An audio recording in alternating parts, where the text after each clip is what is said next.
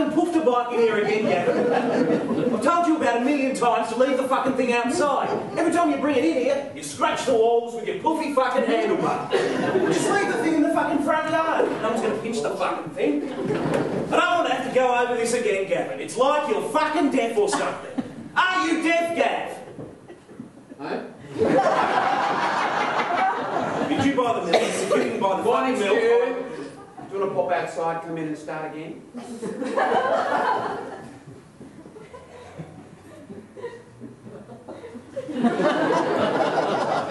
We're not trying to undermine your life, we're trying to help. Well, what would you do to help my life? Get you onto one of those online dating sites for a start. Told you, I hate the fucking computer. We'll use that Talking Friends column in the paper. Great, read that. Shut up, man. Put a little lad in saying mid-30s, handsome if you want to lie, fucking social smoker, social drinker, GSOH, whatever the fuck that means. Good sense of humour. DTE, Down to earth. down to earth. How the fuck do you know all this shit, man? Hetero guy, sex kitten, mid-30s. Let's write him one. No.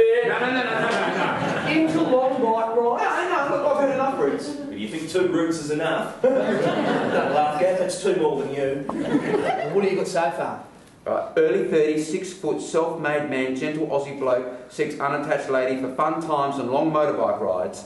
SS, SD, DTE, GSOH, all round good catch. Hey, what about must be adventurous?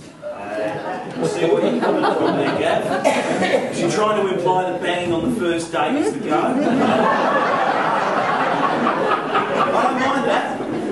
You lay your cards on the table, at least she knows what she's been dealt. Well, just, you know what, you're shrinking violet on your first date, sit there in the restaurant and go, so what do you do? She's like, oh, work in the city.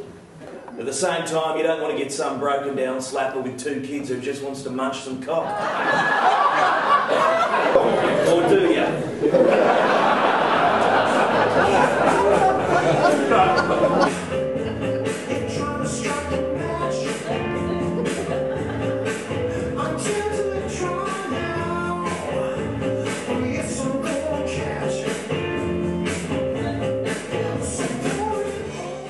The ultimate end-up result of all this is that if you're right, Kath, I have to have a fucking baby.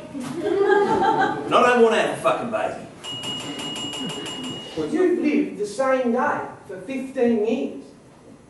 Why do you get out of bed in the morning? I may not be up there in the clouds like some people, looking down, getting a broad overview. I'm down there getting the minutiae, the detail. Oh, which of course is good. I'll better than you, you fucking prick, because you look down on your mates. Alright, fantasy weekend. Could be anything. Money's no object. Anything. Your perfect weekend. Stu. Easily done, Steve. I'll get up. Day 2. Fantasy gets a bit weird here. Mickey Arthur, coach of the Australian cricket team, phones me up in the morning, says, Shane Watson's busted his ego. Are you up for a bit of a hit? So I knock the old lady off. Bang, I'm into the car. I haven't got time to pick up the ball, so I'll kick it sort of on a half volley, smash the stumps, we've won the game. I'm fucking cheered off the field by the other players, fucking man of the match. Is that it? Back home, couple of beers with the boys, take Denise to the bedroom, give her one. End of fantasy weekend. Yeah, well that's my fantasy. So, in wrapping up, you're going to win $10 million, you're not going to tell anyone about it, you're not going to give anyone any money, and on top of that, you're not going to buy anyone any dinner. And then bang, I book something that scares the shit out of me and I start feeling ridiculous. You know, I'm flattered, right? I'm reeling it in so fast and we rip its fucking head off. I pull it in and I land on deck. I go to pick it up and I see a shadow. There's this woman standing just behind me with this beautiful flaming hair. She says, excuse me.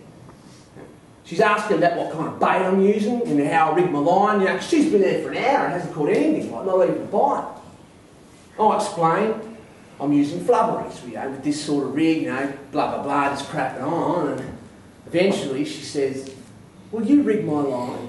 Stuart. I didn't say a fucking word. But get this. She says, "It was really lovely to meet you, Gavin."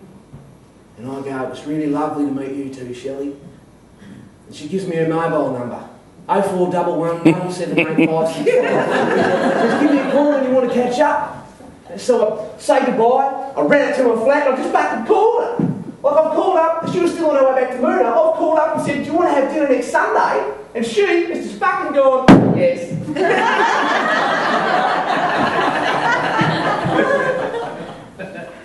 Is this a fantasy, Gav?